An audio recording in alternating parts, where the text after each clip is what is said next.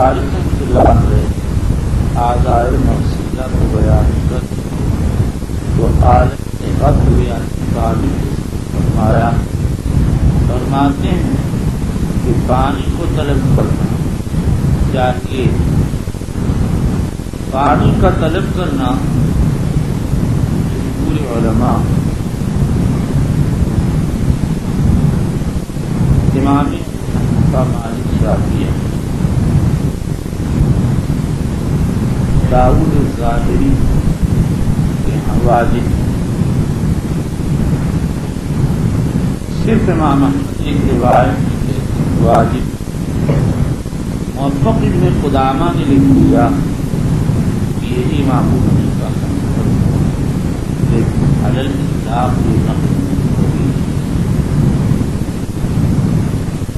بلکہ امام ابو حنیفہ فرماتے ہیں اگر ظن غالب ہو یہاں پانی تو پانی طلب کرنے کے تیمم جائز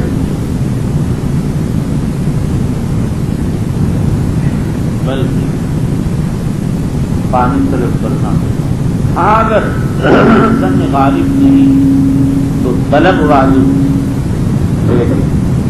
ثلاثہ کی نزدیک مطلقاً طلب واجب ہے. پھر اس کے بعد آگے اختلاف کہ دخول وقت کے بعد واجب ہے یا پہلے طلب کر لینا کافی. حنفیہ اور ابن شعبان مالکی کہتے ہیں پہلے طلب کر لینا بھی جائز اور کافی. حضرات ائمہ ثلاثہ اور جمہور علماء فرماتے ہیں دخول وقت کے بعد طلب کرنا واجب ہے. اگر کسی نے اس سے پہلے طلب و تلاش کی تو اس کا کوئی اعتبار نہیں.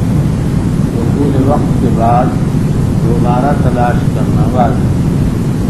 امام بخاری رضی اللہ تعالیٰ عنہ نے دونوں مسائل جمہور کی موافقت کی. پانی کا طلب کرنا مطلقاً واجب ہے. اسی لیے معصوم علی الاطلاق کرنا دیا غالب کی قید لگائی اور دخول وقت کے بعد واجب. اسی لیے حینونۃ الصلاح کی شرط لگائی اور فرمایا اذا حانت الصلاح جب نماز کا وقت آ جائے. اور یہ دعویٰ عائشہ کی اس روایت معلقہ سے واضح نے ترجمۃ الباب اور فرمایا وقالت عائشہ حضرت الصبح فالتمس الماء فلم يوجد فنزلت. صحابہ نے حضور صلاۃ صبح کے بعد پانی کو تلاش کیا. وفيه قال حدثنا عبد الله بن يوسف قال اخبرنا مالك عن اسحاق بن عبد الله عن اسحاق بن عبد جانور کہیں 10 مرتبہ ایک بات کہہ دی کہ تیری سمجھ میں کچھ بھی نہیں آتا ہے. عن اسحاق بن عبد الله بن ابي طلحه عن انس بن مالك رضي الله تعالى عنه انه قال رايت رسول الله صلى الله عليه وسلم حان صلاه العصر فالتمس الناس الوضوء فلم يجد حان صلاه العصر نماز عصر کا وقت آ گیا. فوجئ رسول الله صلى الله عليه وسلم بوضوء فوضع رسول الله صلى الله عليه وسلم في ذلك الاناء يده وامر الناس ان يتوضؤوا منه. قال فرايت الماء صلی اللہ علیہ وسلم نے اس برکت اپنے دست کریم کو رکھ دیا اور صحابہ سے فرمایا پانی لیں اور وضو کرتے چلیے. فرايت الماء ينبع من تحت اصابعه حتى توضؤوا من عند اخره. میں نے پانی کو دیکھا آپ کی انگلیوں کے نیچے سے ابل رہا حتیٰ کہ سارے صحابہ فارغ ہو گئے. آخر سے لے کر فارغ ہو گئے. گویا اگر ابتدا آخر سے ہو تو بھی فراغت ہو گئی. یہ پانی انگلیوں سے ابل رہا تھا یا پانی میں برکت ہو گئی. امام مزنی ابو نعیم اصفہانی اور اکثر علماء کے پانی میں فتحات ملے. بعض علماء کی رائے یہ کہ دست کریم کی رکھنے کی برکت سے پانی میں برکت ہو رہی. پہلے تو میں اوقات دیکھ لیتا تھا تو 20-25 سال کے قریب تیار کوئی نہیں اپنی غلطی کی وجہ سے مرتبہ ایک روایت میں دیکھ رہا تھا، آخر ابن قیم نے دوسرے احتمال کو ترجیح دی، شعبان کی دوسری تاریخ کی مجھے شیخ ابن قیم کے اس احتمال کے ترجیح پر بڑی سخت ناگواری کی۔ خواب دیکھا میں ایک میدان میں ہوں جہاں پانی کی کمی ہو گئی، حضرت نبی اکرم صلی اللہ علیہ وسلم کے سامنے ایلومینیم کا ایک برتن، 1.25 فٹ لمبائی چوڑائی کا لایا گیا، اس میں پانی آپ نے دست مبارک رکھی اور پانی ابلنا انگلیوں کے بیچ میں سے نظر آ رہا، لیکن یہ نہیں معلوم ہو رہا تھا انگلیوں سے نکل رہا ہے یا کیا۔ ہمارے دوست سے تذکرہ کیا، انہوں نے کہا آپ کو اس بات پر تفصیل کی گئی کہ امور محتملہ میں علماء پر شدت سے تقید نہ کرنا چاہیے۔ بالکل صحیح کہا، تو کرنے والے اردو خان کے عالم نہیں، ثاقب شامل سے پال کرتے۔ تو غلطی یہ ہے کہ میں نے مرتبہ مولی اثر کی کہہ دیا کہ جب کوئی مشکل پیش آتی تو میں یا میرا کوئی دوست حضور صلی اللہ علیہ وسلم کو خواب میں دیکھتا ہے، اور واقعی اس وقت میرے دل میں تفاخر تھا۔ مولی اثر نے کہا اس کے بعد نظر نہیں آئے گے، وہی ہو گیا، مدتیں بہت توبہ بھی کی لیکن کچھ ہوا نہیں۔ میں نے سوچا میں غلام ہوں، غلام کا کام غلامی کرنا ہے، درود شریف پڑھنا ہے، ان کی عنایت ہو نہ ہو ہم کو اس سے بحث نہیں ہے، ہم کو غلام چلیے۔ وبالإسناد المتصل إلى أمير المؤمنين في حديث رسول الله صلى الله عليه وسلم أبي عبد الله بن محمد بن إسماعيل البخاري رضي الله تعالى عنه قال: باب الماء الذي يغسل به شعر الإنسان۔ امام بخاری نے روایت گزشتہ کے بعد یہ روایت گزشتہ میں حضور صلی اللہ علیہ وسلم کو برتن میں انگلی ڈال رہی اور عادتاً انگلیوں پر بال ہوتے ہیں، تو ابھی یہ مسئلہ بھی ظاہر ہو گیا کہ جس بال کے انسان کے بال سے اگر پانی دھو دیا جائے تو یہ پانی، اگر پانی سے انسان کا بال دھو دیا جائے تو پانی ناپاک ہوگا، اور جب پانی ناپاک نہیں تو بال خود ناپاک ہوگا۔ شعر انسان کا مسئلہ ہم آگے بیان کریں۔ یہاں مصنف نے جو راہ کی رائے پر مسئلہ میاہ کو بیان کیا، علامہ انور شاہ کشمیری فرماتے ہیں، امام بخاری نے یہاں پر مسئلہ انجاس و آثار کو ذکر کیا ہے۔ پانی میں نجاست پڑ جائے یا پانی کسی جانور کا جھوٹا ہو تو اس کا کیا ہو، اور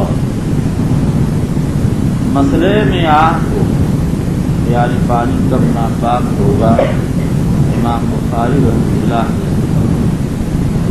آئندہ چل کر باب التجاوز کیا علی ظہر المصلی قدر اور صفت، باب ما یقع من النجاسات فی السمع والماء، ذکر فرمایا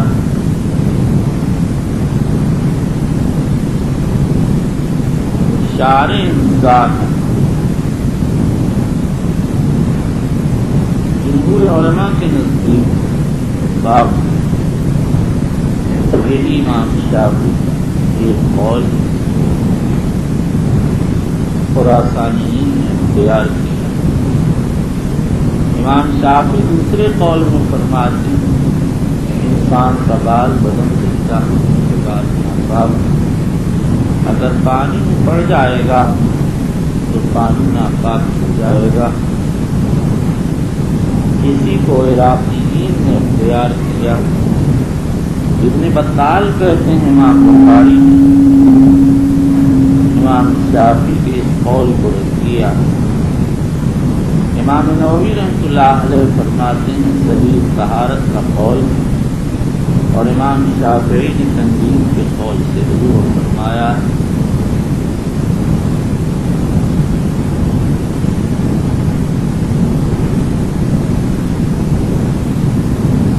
حضور اکرم صلی اللہ تعالی علیہ وآلہ وسلم بال بالاتفاق بات صرف ماوردی نے یہ کہہ دیا کہ آپ کا بال الگ کٹ جانے کے بعد ناپاک، امام نووی نے اس کی تقلید فرمائی اور حضور صلی اللہ علیہ وسلم باقی فضلات بول دم حضرہ میں اختلاف۔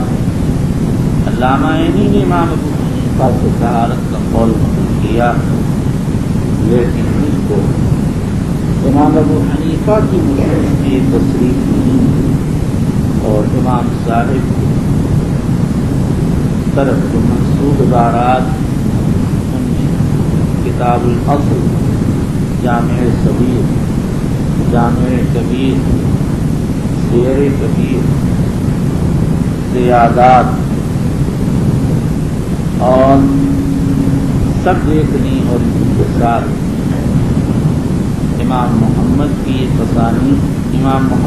تصانیف کے ساتھ کتاب الحجہ اور کتاب الاوساط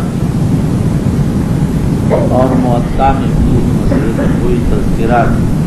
علامہ عینی نے امام ابو حنیفہ کی طرف یہ قول کیسے منسوخ کیا، مجھ کو اس کا کوئی سراغ نہیں لگ سکا، اور جن مختصرات کا میں نے مطالعہ کیا جیسے مختصر صحاوی، مختصر قدوری، تحفۃ الفقہا اور دوسری متعارف مختصرات، اس میں کہیں یہ مسئلہ نہیں۔ علامہ عینی نے شاید امام صاحب کی طرح اصول پر نظر کرتے ہوئے یہ مسئلہ منسوخ کیا، اور دیگر مذاہب میں یہ مسئلہ مختلف کیا۔ شافعیہ مالکیہ ایک بڑی جماعت طہارت کی قائم، یہی بات حنابلہ کی رائے، لیکن ایک دوسری جماعت نجاست کی قائل،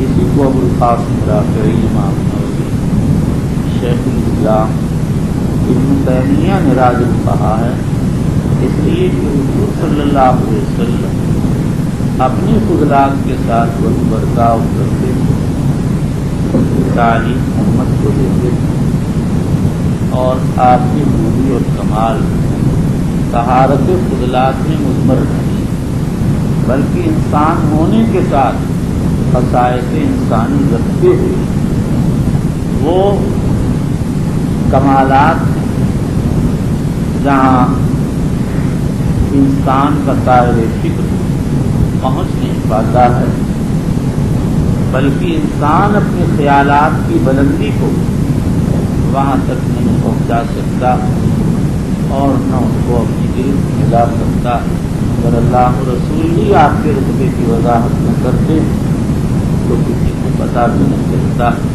کہ آپ کی منزل عرش اعظم کے بالکل نیچے ہوگی، سب سے اوپر ہوگی۔ اللہ کی بارگاہ معراج کی رات میں آپ حاضر خدمت ہوئے، یہ سب باتیں آپ کو کہاں سے معلوم ہیں؟ آپ کی زبان سے معلوم یا قرآن نے بتایا؟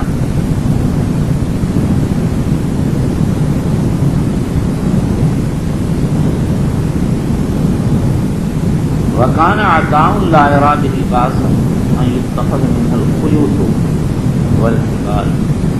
عطاء ابن ابی رباح کہتے تھے کہ منی میں لوگوں کے دو بال مونڈے جاتے ہیں تو اقرار اس کے باریک اور موٹی رسیاں بنا سکتا ہے۔ یہی امام محمد ابن حسن ایک روایت میں کرتے ہیں اور ابن حزم کا مطلب، لیکن جمہور علماء کہتے ہیں انسان کے بال کو استعمال کرنا جائز. ابن منذر نے یہی امام ابو حنیفہ سے کیا اور یہی حنفیہ کی کتابوں میں لکھا ہوا ہے. اس لیے کہ انسان اشیاء کے ساتھ قدم پر عمل کرنا میں اور اس کے اجزاء کا استعمال تقریب کے خلاف ہے.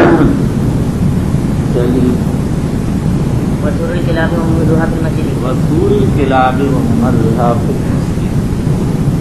سور الكلاب یہ ترجمے کا دوسرا کتے کا جوٹا مختلف کیا.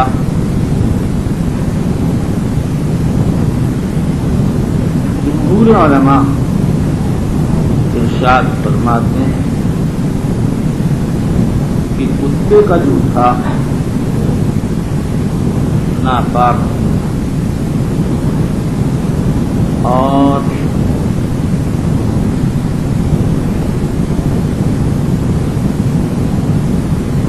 امام مالک رحمۃ اللہ علیہ فرماتے ہیں کہ پاک. ابن حبیب مالک اور ایک قول میں امام مالک کہتے ہیں معصوم کا پاک غیر معصوم کا پاک. ابن حبیب مالک فرماتے ہیں حضری کا جوٹا پاک بدوی کا پاک. جو لوگ طہارت کے قائل وہ یہ دلیل پیش کرتے ہیں کہ اللہ تعالیٰ نے شکاری کتے کے شکار کو جائز قرار دیا. احادیث میں اجازت اگر سورج قلب پاک نہ ہوتا تو کتے کا شکار کیسے جائے. جمہور فرماتے ہیں شکار کے جواب دور کا مسئلہ نکالا جا سکتا ہے. دوسرے دلائل سے تلاش کیا جائے گا.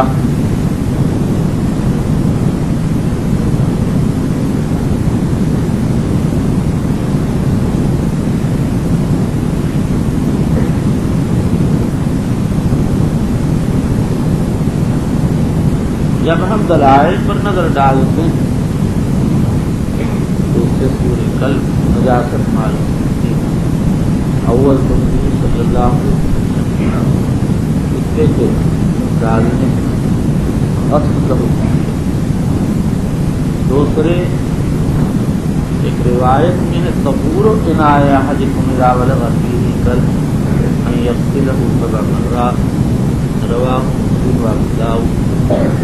لفظ طہور طہارت کے معنی اور طہارت ضد ہے نجاست کی اور نجاست کا سبب یا حدث یا خبث. یہاں حدث تو ہے نکاح محال خبث مراد ہوگا. محمد بن نصر مروزی نے ابن عباس رضی اللہ تعالیٰ سے نقل کیا ہے انہ رجس اور کسی بھی صحابی سے اس کے خلاف منقول نہیں ہے تو گویا یہ مسئلہ صحابہ کے مابین متفق علیہ ہے.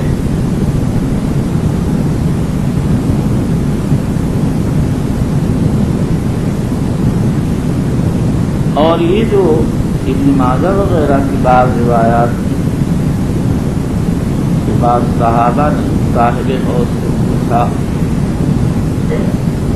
کہ تیرے حوض پر کباؤ کلاب آتے ہیں تو حضور صلی اللہ علیہ وسلم نے فرمایا صاحب حوض ان کو خبر نہ دو اور اما نرد علی السبائے وهم يردون علينا وكما قال. اس کا تعلق مائع وسیع سے ہے یا اس پانی سے جو نیچے سے ابلتا ہے اوپر کا پانی ختم ہو کر تازہ پانی نیچے سے آ جاتا ہے.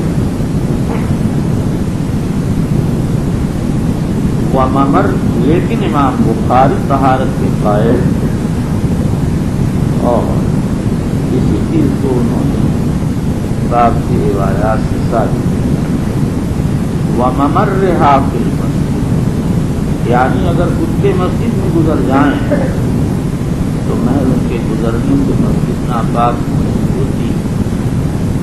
بخاری کہتے ہیں یہ دلیل ہے کہ کتے کا بدن اور لعاب وغیرہ ناپاک لیتی چیز سوکھے قدم سے گزر جانا اور سوکھی نجاست کسی چیز پر پڑ جائے تو چیز ناپاک نہیں ہوتی۔ ایسے ہی اگر کتا گزر جائے تو اس کے گزرنے سے مسجد ناپاک نہ ہوگی۔ اکثر نسخ کے میں اس کے بعد وَأَكْلِهَا، کتا اگر کسی چیز کو کھا لے، کتے نے اگر کسی چیز کو کھا کر جھوٹا کر دیا تو چیز پورے ناپاک ہو گئی۔ مالکیہ کہتے ہیں کہ طعام ناپاک نہیں ہوگا۔ ہاں اگر قلب کلی ہو ہڑکایا کتا تو اس کی بیماری سے بچنے کے لیے سمجھی سے اعتراض کرنے کے لیے اس کو ڈال دینا ارادی ضروری ہے۔ وقال الزہری اذا بلغ فی اناء لیس له وضوء غیرہ یتوضأ به، وقال سفیان هذا الفقه بعینه بقول اللہ عز وجل وَلَمْ تَجِدُوا مَاءً فَتَيَمَّمُوا صَعِيدًا طَيِّبًا هَذَا مَاءٌ يَتَوَضَّأُ بِهِ۔ امام بخاری زہری کا قول لا کر یہ اشارہ کرتے ہیں کہ مائع مولوع کی نجاست کا قول متفق علیہ۔ اگر پانی میں کتے نے منہ ڈال دیا تو ایسی صورت میں اختلاف ہے۔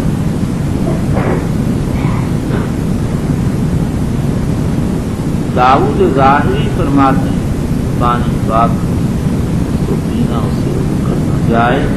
خطابی نے یہی مذہب امام اوزاعی اور امام مالک سے نقل کیا۔ امام مالک کا صحیح مذہب بھی نہیں لکھا ہے پانی کو پاک کو لے کے دوسرے پانی کی موجودگی میں اس کو استعمال کرنا مکروہ۔ اور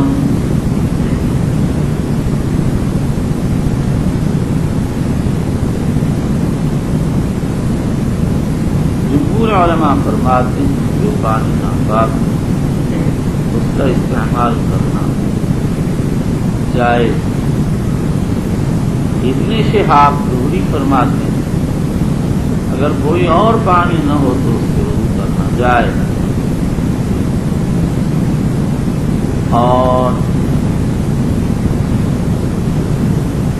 امام سفیان الثوری اور مالکیہ کی جماعت ابن ماجشون ابن ابی لبابہ ابن مسلمہ وغیرہ فرماتے ہیں کہ آدمی وضو بھی کر لے اور تیمم بھی کر لے یہ مشکوک پانی۔ بعض علماء فرماتے ہیں اس کے معنی یہ نکلے کہ آدمی کا بدن پہلے سے پاک تھا اور اس میں کوئی شک نہیں تھا، اور جب اس نے مائع ولوغ کو استعمال کر لیا تو بدن مشکوک ہو گیا، اسی لیے بعض حضرات کہتے پانی کو گرا دیں اور تیمم کر لیں۔ وبه قال حدثنا مالك بن اسماعيل قال حدثنا اسرائيل عن عاصم عن ابن سيرين قال قلت لعبيدة عندنا من شعر النبي صلى الله عليه وسلم لعبيدة عندنا من شعر النبي صلى الله عليه وسلم سمناه من قبل انس او من قبل اهل انس فقال لان تكون عندي سارة منه احب الي من الدنيا وما فيها۔ محمد بن سیری ان کے والد کا نام ان کی کنیت ابو عمرہ ہے۔ ائمہ حدیث یا بخاری ابن حبان وغیرہ نے اس کی تصریح کی۔ علامہ حنوی کو غلطی ہو گئی، انہوں نے کہہ دیا سیری ان کی والدہ کا نام، حسنی لفظ بالاشتراک مذکر مؤنث دونوں کے لیے نام بنتا ہے اس لیے ان کو دھوکا لگ گیا. قلت لعبیدہ، یہ عبیدہ ابن عمرو سلمانی ہے، نبی اکرم صلی اللہ علیہ وسلم کی حیات مسلمان پہلے ملاقات کا شرف باسط ہے. عندنا من شعر نبی صلی اللہ علیہ وسلم، ہمارے پاس نبی اکرم صلی اللہ علیہ وسلم کے بالوں میں کچھ بال جو ان کو حضرت انس کی طرف سے ملا تھا. تو عبیدہ سلمانی حسرت میں کہنے لگے لا تکون عندی شعرت منه احب الی من الدنیا. بالکل صحیح فرمایا، اگر میرے پاس اس ایک بال ہوتا اور دنیا کی کوئی دولت نہ ہوتی تو اس کو بال محفوظ تھا. اس سے معلوم ہوا کہ بال پاک اور احکام شرعیہ میں جو نبی اکرم صلی اللہ علیہ وسلم کا حکم وہی دیگر امت کا بھی حکم ہے. اس لیے بخاری نے اس کے طہارت شعور انسان کا مطلع ہوتی ہے. ابھی شعر انسان کی طہارت اور شعر نبی الرحمن صلی اللہ علیہ وسلم کا مسئلہ بیان ہو چکا اور اطلاع کے نبی کو ذکر کیا جا چکا. چلیے وبه قال حدثنا محمد بن عبد الرحيم قال حدثنا سعيد عبد الرحیم بے آپ پاگل آدمی بے بدبخت مضافہ نہیں ہے. عبد الرحيم قال حدثنا سعيد بن سليمان قال مردود بے سمجھ نہیں کا. قال حدثنا عباد بن عمرو بن مسكين عن انس رضي الله تعالى عنه ان رسول الله صلى الله عليه وسلم لما حلق راسه كان ابو طلحه اول من اخذ من شعره. لما حلق راسه، نبی اکرم صلی اللہ علیہ وسلم جب اپنا سر مڈایا تو سب سے پہلے ابو طلحہ نے آپ کے پاس، یہ روایت بہت مجمل، یہی روایت ابو عوانہ نے تخریج فرمائی. اس میں یہ وارد ہے کہ نبی اکرم صلی اللہ علیہ وسلم حلاق کو حکم دیا، انہوں نے دائیں طرف کا سر مڈا اور آپ نے ابو طلحہ کو دے دیا. پھر بائیں طرف کا مڈا آپ نے اس کو تقسیم کرنے کا فرمایا. مسلم کی روایت میں ایک روایت میں اسی طرح آیا اور دوسری روایت میں اس کا عکس آیا. حافظ ضیاء الدین مقدسی صاحب المختارہ نے اول کو راجح قرار دیا. حافظ ابن قیم، حافظ ابن حجر اور علامہ عینی رحمۃ اللہ علیہ ثانی کو راجح کہا ہے. چلیے وبالاسناد المتصل منا الى امير المؤمنين في حديث رسول الله صلى الله عليه وسلم ابي عبد الله محمد بن اسماعيل البخاري رضي الله تعالى عنه قال باب اذا شرب الكلب في الاناء. باب اذا شرب الكلب في الاناء، یہ باب اس بات کے بیان ہے کہ اگر کتا برتن اگر کتے نے برتن میں ڈال دیا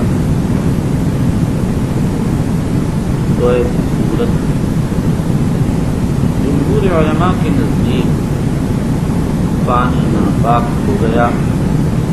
یہی مالکیہ کا ایک مرجوح قول، ان کا راجح قول یہ نہ پانی ناپاک ہوا نہ برتن، بلکہ اس کے دھونے کا حکم تعبدی ہے.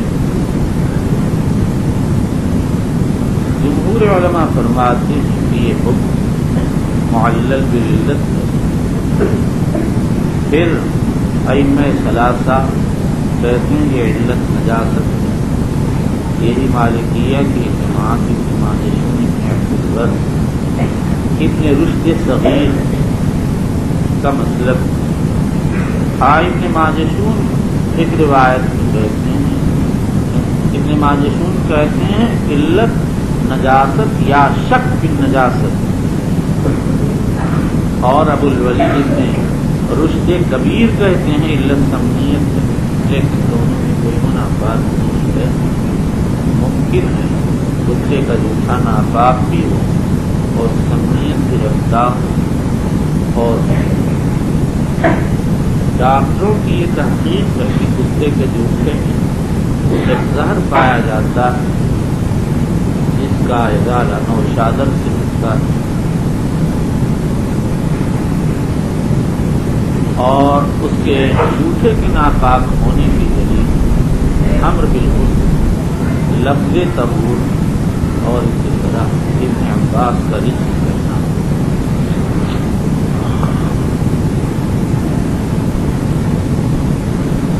پھر اس کے بعد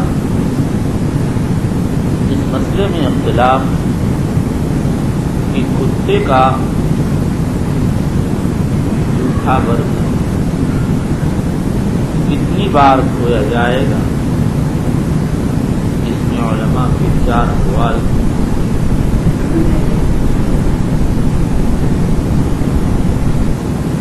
امام صحابی وغیرہ کہتے ہیں دار مدار غالب قاضی بازی نے کیا کیا، اور صاحب ہدایہ اور ان کے شراح امام صاحب اور صاحبین نے کیا 3 مرتبہ ہونا واجب، یہی نووی اور ابن دقیق العید نے نقل کیا۔ نمبر 3 باقی ائمہ تسبیح کے قائل، یہی شافعی احمد اور جمہور علماء مسلم۔ امام مالک بھی تسبیح کے قائل، لیکن وہ اپنی اصل پر چلے اور وہ تسبیح کو مستحب کہتے ہیں، یہ تعبدی ہے، قلت نجاست۔ نمبر 4 حسن بصری فرماتے ہیں 8 مرتبہ دھویا جائے گا۔ حرب کرمانی نے امام احمد بن حنبل یہ نقل کیا۔ جو لوگ کہتے ہیں کہ دار مدار کر کہتے ہیں پر ان کی دلیل ظاہر کہ دیگر نجاسات قلبین ظن تطہیر کا اعتبار ہوتا ہے، لہذا یہاں بھی اسی کا اعتبار ہوگا۔ اور جو حضرات عدد کے قائل ہیں وہ کہتے ہیں خاص طور سے سورہ خلاف احادیث میں عدد کا ذکر ہے، اس لیے ہم اس کی پابندی کرتے ہیں۔ اس کے بعد جو لوگ تثلیث کے قائل ہیں وہ کہتے ہیں ابو ہریرہ رضی اللہ تعالیٰ کا فتویٰ ہے اذا بلغ الكلب في اناء احدكم فليغسله 3 مرار، رواہ صحابی والدارقطنی باسناد صحیح۔ اور جو لوگ تسبیح کے قائل ہیں وہ یہ کہتے ہیں کہ یہ تو ابو ہریرہ کا قول موقوف ہے۔ ابو ہریرہ نے حضرت نبی اکرم صلی اللہ علیہ وسلم کا ارشاد نقل کیا اذا شرب الكلب في اناء احدكم فليغسله 7، رواہ البخاری و رواہ بلفظ 7 مرار۔ اور جو لوگ تسنیم کے قائل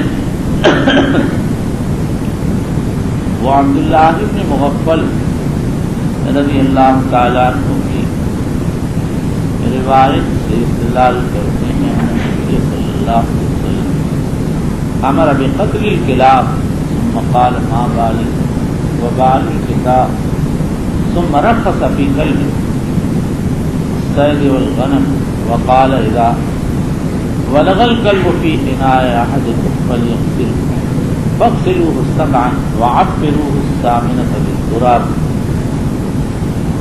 او كما قال، رواہ مسلم رحمہ اللہ تعالی۔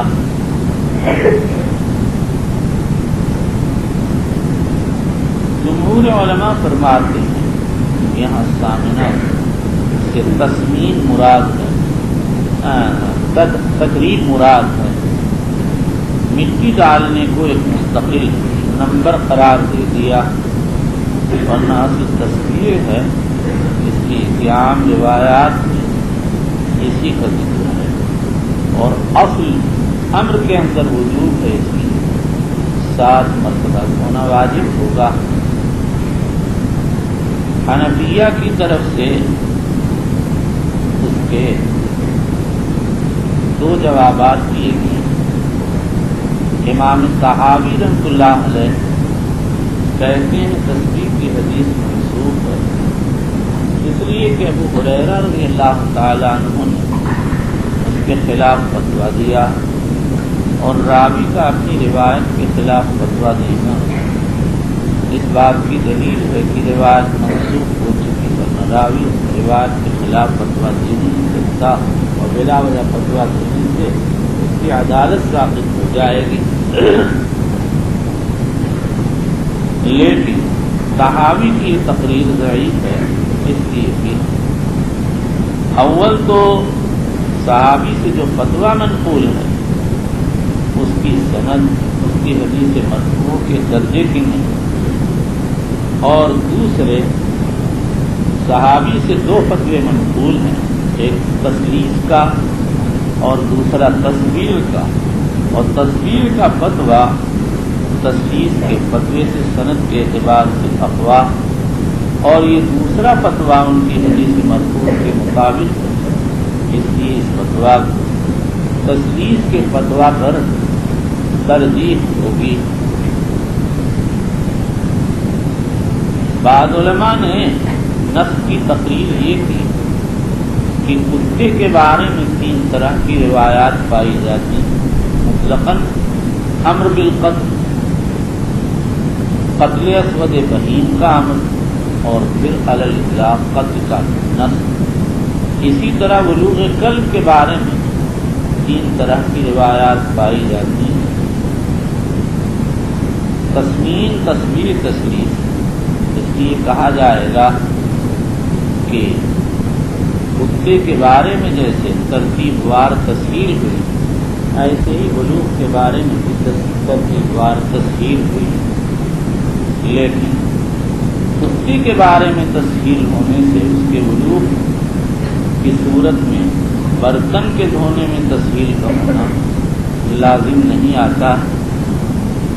دوسرا جواب یہ دیا گیا ہے کہ تصویر کا حکم استحبابی ہے اور تسلیس کا حکم ایجابی ہے۔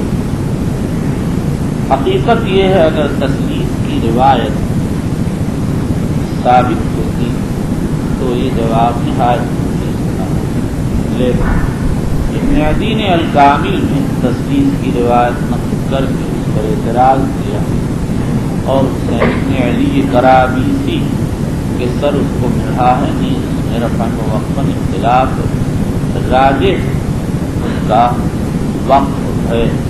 بہرحال اصول احناف کے مطابق سب سے اچھا جواب یہی ہے کہ ابو ہریرہ کی تمام روایات مرفوعہ موقوفہ معمول بہا، تسلیس کا فتویٰ ایجاب پر معمول اور تصویر کا فتویٰ استحباب پر، اور یہی ان کی احادیث مرفوعہ کا محمل ہے۔ اور اس کے بعد پھر ابو ہریرہ کے متعلق یہ کہنے کی ضرورت نہیں ہے کہ ان کو نسیان ہو گیا ہوگا اور انہوں نے اپنی روایت کے خلاف فتویٰ دے دیا ہوگا۔ واللہ سبحانہ وعلم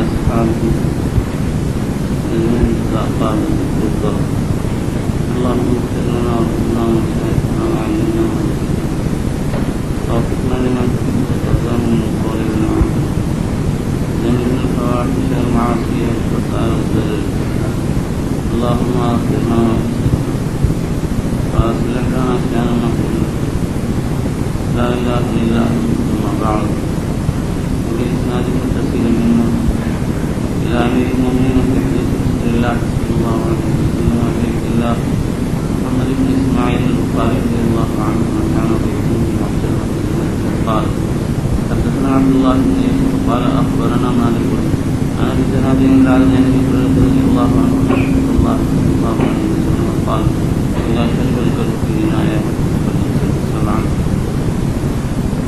إذا شرب الكلب في إناء أحدكم ستر مؤطر. والد اسماعیلی ابن منذر ابن عبدالبر کرتے ہیں کہ امام مالک اس حدیث کو شریبہ کے لفظ سے روایت کرنے میں منفرد ہیں. ابن دقیق العید کہتے ہیں کہ ان کی مطابعت کی ہے دو آدمی معاذ بن عبد الرحمن اور ورقہ ابن عمرو. معاذ کی روایت ابو یعلا اور ورقہ کی روایت جو ذقی نے تفریح کی ہے. اور خود امام مالک کی تین تلامذہ ان سے یہی روایت جب نقل کرتی ہیں تو بجائے اذا شریبہ کے اذا والغا نقل کرتے ہیں. ان میں سے ایک روح بن عبادہ جن کی حدیث ابن ماجہ تقریر کی ہے اور دوسرے اسماعیل بن عمر جن کی حدیث ابو عبیدہ کی کتاب القبور اور تیسرے ابو علی کی روایت مالک دارقطنی موطئات تقریر فرمائی ہے.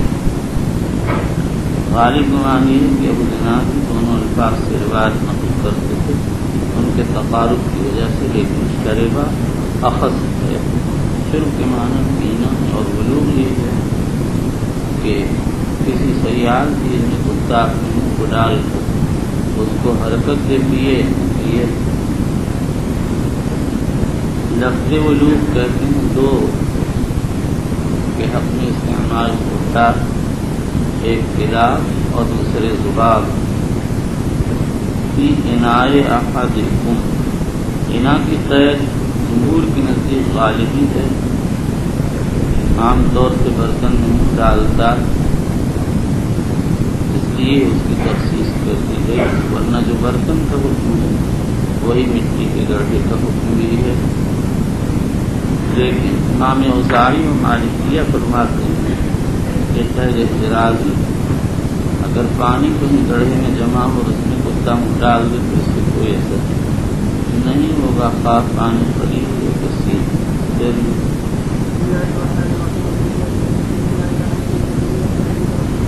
زور سے پڑھنا ہم کہیں کا ناک میں پڑھ رہا ہے.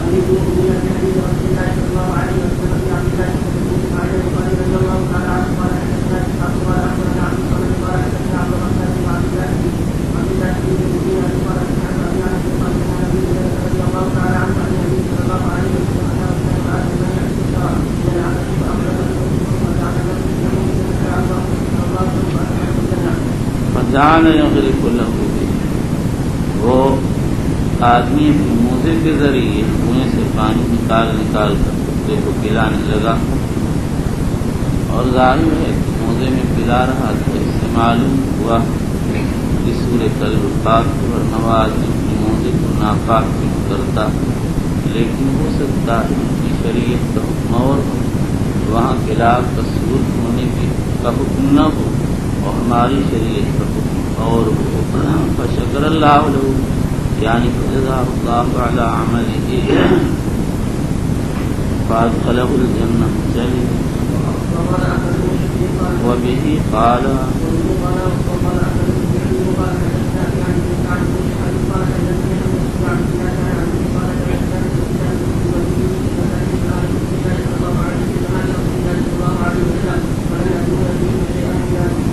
کانت الکلاب تقبل والتدبیر. ابراہیم ناقل نصفی نے اپنی روایت میں اس کے آگے وتبول کا اضافہ کیا.